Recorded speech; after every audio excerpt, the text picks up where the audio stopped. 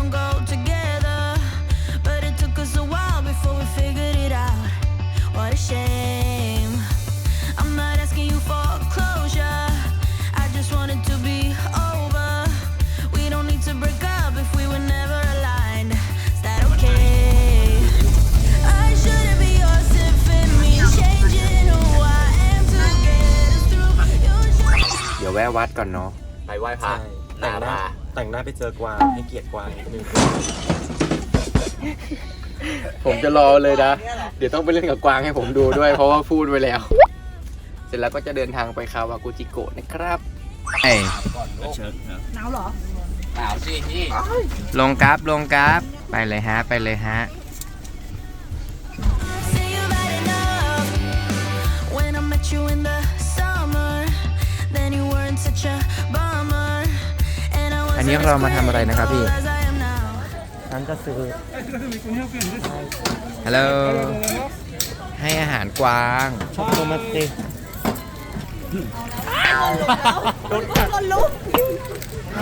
ระวัง เป็นไรเปล่าพี่ เอารีบให้ ไม่ใช่กู หนีขึ้นแท่น กูโดนกัดกางเกงแพงเลยนะคะ อุ้ย โดน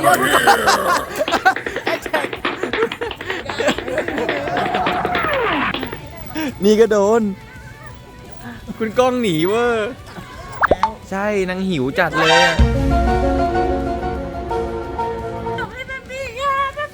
เนี่ยขนที่นี่แบมบี้อะทำไมชื่อแบมบี้อะไม่มีครับ ไม่มีครับอ่ะหมดแล้ว กับข้าวเนื้อเลยเหรอ ไม่ไม่เชื่อหรอกเพย์แบ็ก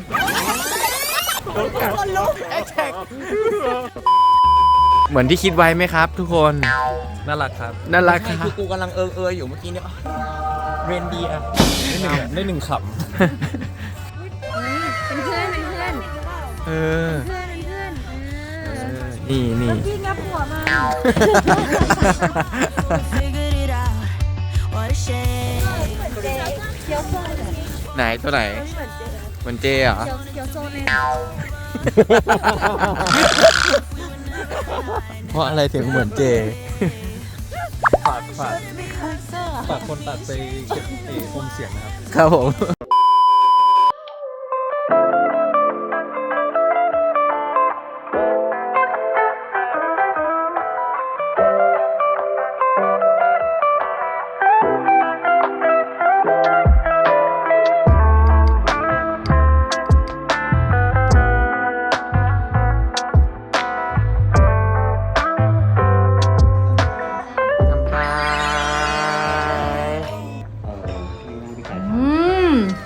มีรสอยู่เหมือนยา อันแรกนะคะจะเป็น Silky Soy Milk Tofu กับ Yuzu Citrus แล้วก็เป็น Octopus Inside Turnip ด้วย ก็เป็นปลาหมึกกับหน่อไม้ แล้วก็มี Crab Meat มี Chicken and Scallop แล้วก็เป็น Sake Grill ค่ะ นั่นแหละครับ ผมก็เป็น Appetizer ตัวเปิดนะครับ ชิมกันดีกว่า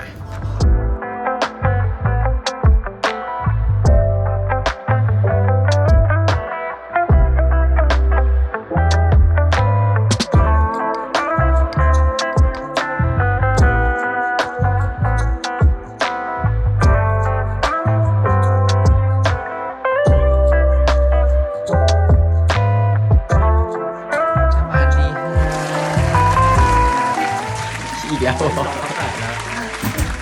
วันนี้ก็คือใส่รองเท้าแตะเลย แต่ว่ามันดูไม่ร้อนอ่ะ ไม่หนาวสิเธอ ร้อนมากเลยค่ะ ทำไมทริปนี้กลายเป็นเหมือนทริปทำผมไปเลยวะ ไม่ใช่ ก็คือพวกมึงเนี่ย take advantage ในการที่มีกูไปเที่ยวด้วย บอกแล้วว่าอย่า ก็คื ทั อก ทุกคนเราจะบอกว่าสิ่งนี้นะครับก็คือเป็นนวัตกรรมที่เป็น personal care ในส่วนของผมเนี่ยชนิดที่ 3 ของไดสันเนอะรอบอันแรกมาเป็น supersonic ก่อน ครับ แล้วก็มาเป็นair wrap แล้วมาเป็นสิ่งนี้ ซึ่งจริงๆแล้วอ่ะมันเป็นอะไรที่ออกมาสักพักหนึ่งแล้วแหละ แต่คิดว่าจากประสบการณ์ที่คุยกับคนไปอ่ะมีหลายอย่างที่คนไม่รู้เกี่ยวกับสิ่งนี้ คือเจ้าเนี้ยมันเป็นแบบไร้สายมีเดียวไหมเพราะฉะนั้นแล้วคุณไม่ต้องมานั่งแบบ สายวุ่นวาย วุ่น เนาะ วายเวลาหนีบเวลาแบบพันคอนู่นนี่อะไรต่างๆนี้ก็คือชาร์จไว้แล้วก็สามารถใช้ได้นานเลยนะ แต่ว่าจะบอกว่าสิ่งที่คนไม่รู้ก็คือเนื่องจากว่าเดี๋ยวนี้เวลาเราเดินทางโดยสารโดยเครื่องบินกระทั่ง power bank เขาก็ไม่อนุญาตให้เราใส่ในกระเป๋าเดินทางในการโหลด เพราะฉะนั้นเป็นข้อควรระวังอย่างหนึ่งอย่าลืมถ้าคุณพกเจ้าเนี่ยไปด้วย อันเนี้ยเนื่องจากว่ามันมีการระบบที่แบบชาร์จแบบไร้สายเหมือน มี กัน แบตเตอรี่ มี อ แบต ยู่ เตอรี่ ใช่ถ้าทางที่ดีเอาใส่hand carry นะครับ ขึ้นเครื่อง หรือกระเป๋าลากขึ้นเครื่อง ถ้าคุณหมุนดูข้างหลังคุณจะเห็นสิ่งนี้นะครับ สิ่งเนี้ยถ้าดูด้านบนเนี่ยจะเห็นเลยมันจะมีรูปเครื่องบินกับรูปบ้าน สิ่งเนี้ยตอนนี้มันอยู่ที่รูปบ้านก็คือพร้อมใช้งาน ครับ แต่ถ้าคุณดึงออกมา แอปเพลนโหมดเหรอ ใช่ ถ้าคุณดึงมันออกมาถึงปุ๊บ แล้วคุณสวิตช์ให้ลูกศรน่ะ มันกลายเป็นสีส้มนี่รู้ไหมฮะ แล้วก็เสียบกลับเข้าไป ให้มันไปชี้อยู่ตรงรูปเครื่องบินน่ะ เป็นแอปเพลนโหมด มันก็จะเป็นการตัดไฟฟ้าให้ไฟฟ้าไม่เข้าไปในเครื่อง เพราะฉะนั้นมันจะไม่สามารถเกิดอาการที่มันแบบร้อนเกินไประเบิดตุ้มตามไฟลุกอะไรเงี้ย มันก็จะช่วย หลายคนจะไม่รู้ว่าอันเนี้ยมันคือทำมาเพื่อสิ่งนั้น ซึ่งจริงๆพอเป็นอย่างนี้ปุ๊บก็สามารถเอาขึ้นเครื่องได้แหละ ทางที่ดีก็คือเอาขึ้น hand carry ไปเลยนะครับ ก็อย่าลืมก่อนเอาขึ้น hand carry ก็คือหมุนซะให้ลูกศรกับตัวสีส้ม มันมาชี้ที่เครื่องบินแล้วกดกลึกเข้าไปมันทำให้กระแสไฟฟ้ามันหยุดเลี้ยงนะฮะแล้วก็สำหรับคนที่ทำสีผมนะครับมาหรือมีการฟอกอะไรต่างๆผมแนะนำว่าอย่าให้ความร้อนเกิน 185นะครับอยากใช้เบาๆก็165จริงๆจะบอกว่าสำหรับคนที่ต้องการทรีทเมนต์ตัวเองง่ายๆที่บ้านใส่พวก leave in conditioner หรือเซรั่มที่มีส่วนผสมที่ช่วยในเรื่องการแบบซีลเกล็ดผมอะไรต่างๆอะไรเงี้ยถ้าเราอยู่ที่165เราใช้ความร้อนผ่านเข้าไป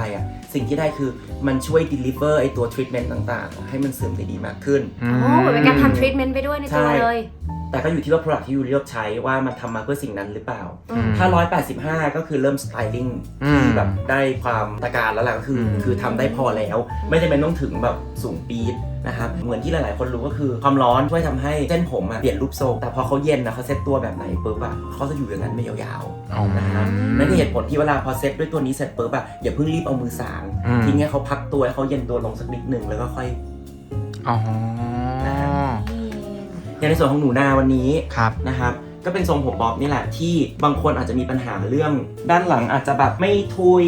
หรือว่าอะไรต่างๆนะครับคือมันก็แบ่งเป็นช่อๆตามปกตินั่นแหละเพียงแต่ว่าอยากให้เห็นก็คือสิ่งที่มันเกิดขึ้นกับความโค้งความอะไรต่างๆที่ได้แล้วตัว personal care ของ Dyson จากประสบการณ์ที่ใช้มาทั้งแบบ3รุ่นเลยquality ของเขาดีมากๆแล้วเขาคอนเซิร์นมากๆเลยคือสภาพเส้นผมเนาะ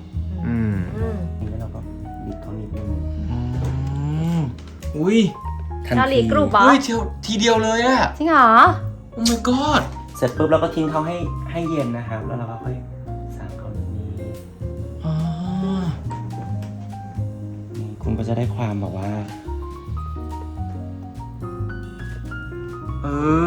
สาวญี่ปุ่นเกาหลีสุดเฮ้ยทีเดียวเลยอ่ะฟืดเดียวอ่ะดูใหม่นะฮะง่ายๆใกล้ๆทำได้ตัวเองได้ที่บ้านนะครับก็จับมาทัดหูไว้ก่อนปึ๊บแล้วเราก็ชอบ ดูนะปึ๊บ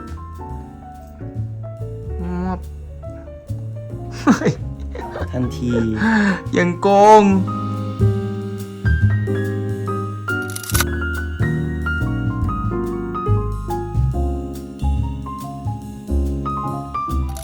เมื่อกี้เราโชว์บนผมหนูนาไปแล้วเราจะมาโชว์สำหรับคนผมยาวบ้างที่ผมเส้นเล็กแล้วก็เหมือนแบบไม่ค่อยมีวอลลุ่มเท่าไหร่ผมบางนั่นแหละข้อควรระวังคือมองในกระจกระวังโดนหูแล้วระวังโดนหน้านะฮะ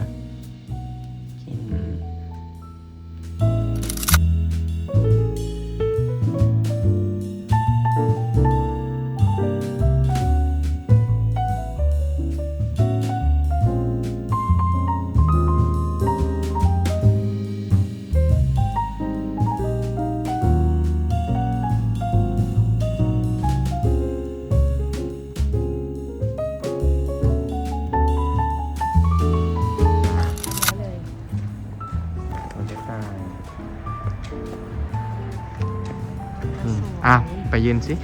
เดี๋ยวไป เหมือนเด็กอ่ะฉันเดินยืนอยู่ข้างๆแล้วฉันเหมือนแบบป้าเด็กอ่ะ พร้อมไดสันนะจ๊ะบ้านสวยอ่ะของอะไรอ่ะ ของกู โอ้แม่ รออยู่ เด็ดไหมเด็ดนะเด็ดไหม เด็ดมากค่ะ ไม่ต้องมันต้อง ไม่เป็นไรงับไม่เป็นไรงับ อยู่ในเส้นเลือด ครับผมโอเคนี่นะครับ อย่าลืมสั่งนะอุด้ง อันนี้ดีอันนี้เลิศ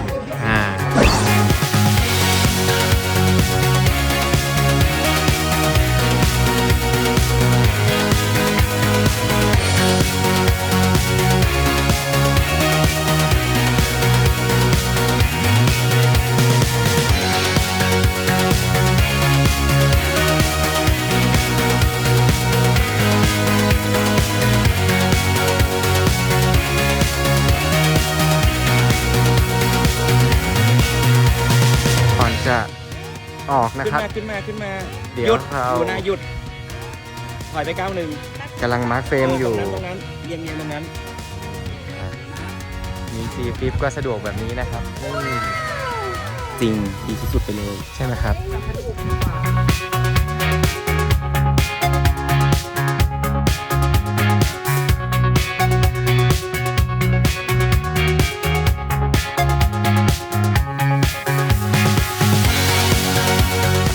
เราก็คือออก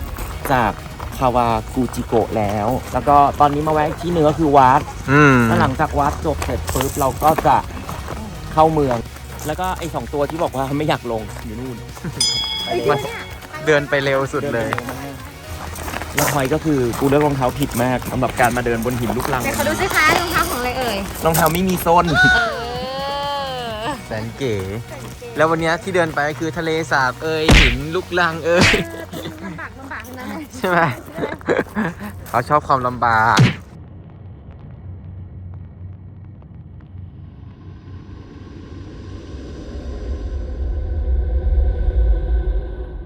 แต่ไออ่ะคือไออ่ะไปวัดป่าแต่ไออ่ะก็แบบด้วยความที่เราอ่ะก็รู้สึกว่าอยากรู้ว่าทุกคนชอบบอกว่าวัดป่า แล้วเจอแบรนด์ นี่คือพยายามท้าทายอ่ะเป็นคนแบบอยากรู้ไงว่าอยากไปคิวอะไรเงี้ยเพราะเป็นคนไม่มีเซนส์ใช่ป่ะนะไออ่ะก็นอนบนกุฏิที่แบบอยู่ข้างบนเนี่ยคือเหมือนวัดที่ไอไปอยู่อ่ะเขาจะมีตรงกลางเป็นลานตรงกลางซึ่งเป็นที่รวมแล้วก็พระก็ต่างคนต่างอยู่ตามกุฏิซึ่งต้องเดินไปไกลๆอะไรเงี้ยแล้วระหว่างทางก็คือมืด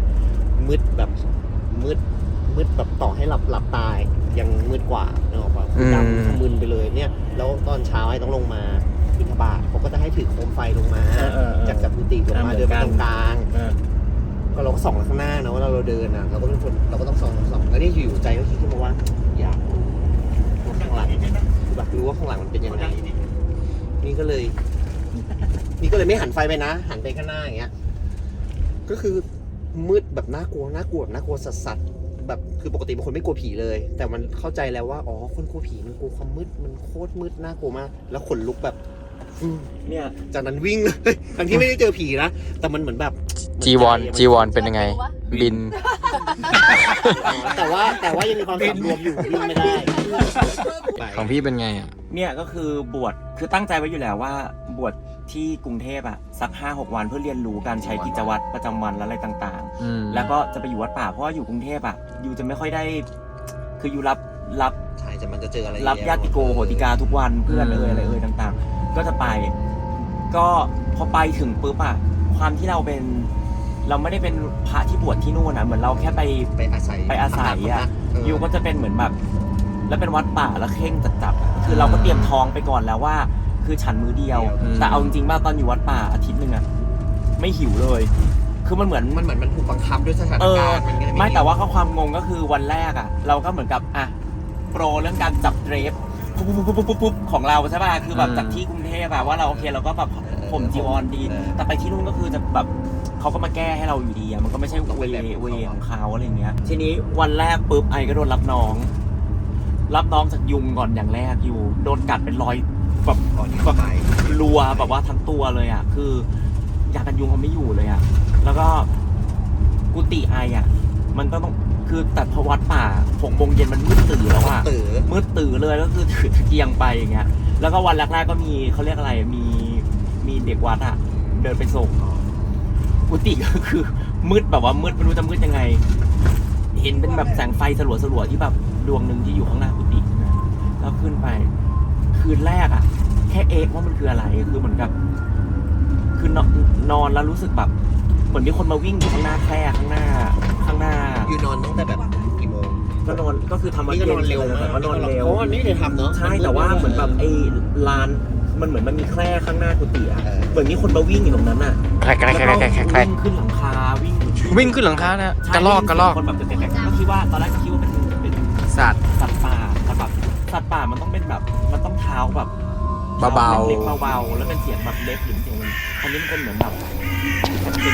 เป็นย่ำก็คิดไปเองคืน 2เจออีกคืน 3เดินมาเนี่ยแล้วก่อนจะขึ้นกุฏิที่มันเป็นบันไดใช่ป่ะก็เดินถือมามืดตื่นเลยนะอยู่ดีมีลมอ่ะแต่มันเป็นมวลเป็นก้อนความร้อนกลมๆอ่ะอยู่เข้าใจไหมที่มันมาเป็นกลมมันไม่ได้เป็นลมพัดวูบอย่างเงี้ยมันมาเป็นกลมๆก้อนๆอ่ะคือผ่านตัวเราไปแล้วมันร้อนๆอ่ะเป็นแบบอุ่น บูม ๆแล้วตรงนั้นน่ะมันไม่ได้มีพัดลมหรือว่ามีอ่ะไม่มีอะไรเลยอ่ะมันเป็นก้อนๆมาขนลุกคือแบบขนลุกหมดเลยอ่ะแล้วก็คือช็อกคือยืนสตันไปเสร็จปุ๊บพอหันไปหลังไปอ่ะเด็กวัดที่ตามมาก็คือหน้าซีดไม่ไหวก็คือเจอเหมือนกันน่ะก็คือเหมือนแบบเหมือนผ่านเราไปแล้วก็ผ่านเขาอ่ะวิ่ง เหรอ วิ่งในวัน วันที่ไปงานจริงๆเหมือนกัน ได้ฉายาเดียวกัน แต่นี่กลัวไม่ได้กลัวผีกลัวแบบตุ๊กแกมากกว่า แต่ตุ๊กแกก็มา เราฟัง ก็มาด้วยเหรอ ส่วนมาก ใช่ ฟังจากเรื่องคนไปวัดป่าคือจะเจอเรื่องตุ๊กแกอะไรอย่างเงี้ย แล้วก็ อันนี้แค่ ตุ๊กแกไล่ จบยังไม่ไหวเลย ตุ๊กแกนี่คือไล่ไงก็ไม่ไปนะเปิดประตูเข้าไปถึงปุ๊บก็จะแบบตาสีเหลืองๆตัวมันๆ อยู่ในกุฏิพี่เลยเหรอ อยู่ในกุฏิเลยโผล่มาเคยรู้ป่าวว่าแบบถ้าเธอไปดูพวกหนังหรืออะไรต่างๆอะสังเกตป่าวว่าพระอะมันชอบจะมีแบบเรื่องราวอะไรเกี่ยวกับตุ๊กแกเกี่ยวกับอะไรต่างๆอะไรอย่าง แก เงี้ย ชอบมาอยู่ใกล้ ชอบมาอยู่ใกล้ไม่รู้ทำไมเหมือนกัน แล้วเท่าไหร่ก็ไม่ไปแล้วนี่ไม่กล้านอนไง อืม คือกลัว กลัวมันจะมานอนด้วย ใช่ ตอนที่พี่โดนอ่ะ พี่ได้เล่าให้เจ้าอาวาสฟังไหม ไม่กล้าเพราะจริงๆแล้วไม่ได้ อ๋อ เรื่องนี้ใช่ไหมห้ามพูดกัน ห้ามพูดอะไรอย่างเงี้ย อืม แล้วก็ที่วัดเนี้ยที่ไปอยู่ที่กาฬสินธุ์เนี่ยมีท่านมีเก็บพวกแบบของหลวงตามหาบัวเยอะมากเพราะท่านน่ะสนิทกัน อ่า รถกอล์ฟจีวรผ้าก๊อตซับเลือดนู่นนี่อะไรต่างๆมีหมดเลยบาทเบิดอะไรอย่างเงี้ยไอก็เข้าไปไหว้พระเข้าไปในเนี้ยในที่เก็บเนี่ย อืม แล้วก็ไปสวดมนต์เงียบๆอะไรอย่างเงี้ยเสร็จปุ๊บมีโยมอ่ะมาดูพิพิธภัณฑ์หลวงตามหาบัวแบบปุ๊บพวกเข้ามานี่คือหงาย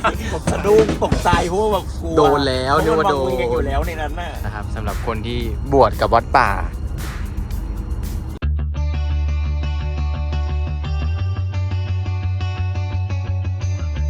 สรุปได้อะไรคะ ไม่ได้ซื้ออะไรเลย ถามจริง ของพัดทั้งนั้นเลยเดิน อ๋ ตา อ มแล้วก็เนี่ยซื้อแบบซื้อง่ายมาก ไม่มีอะไรเลยเนาะของเราอ่ะ ไม่มีเลยไม่มีเลย ไม่ต้องมาตรวจกระเป๋ากูนะไม่มี ไม่ต้อง ไม่มี อ๋อ ส่วนใหญ่ของคุณพัดเหรอ นี่เขารู้เรื่องเขาชิปกลับเขาไม่ อ๋อนี่ได้ไอติมไม่ อันนี้ถุงกับข้าวถุงกับข้าว เราถุงไอติมซื้อมาเยอะ ข้าวหน้าหมูทอดแล้ว ใช่ใช่ได้อะไรเหมือนกันเรา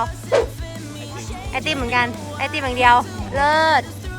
อันนั้นก็ถุงห่อไอติมใช่ไหม เรื่องของเรื่องเหรอ อ๋อ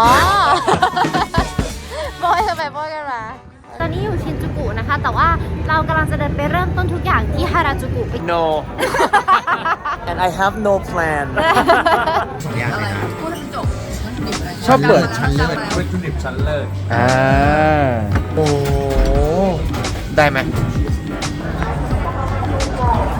วันก่อนเราทำบนผมผู้หญิงไปแล้วเราก็เลยจะมาทำบนผมผู้ชายอยู่บ้าง ก็คือเราจะจับฉลากกันตามปกติก่อนว่าใครได้ของใครอะไรต่างๆก็คือมีสิทธิ์แย่งของคนอื่นได้เปลี่ยนได้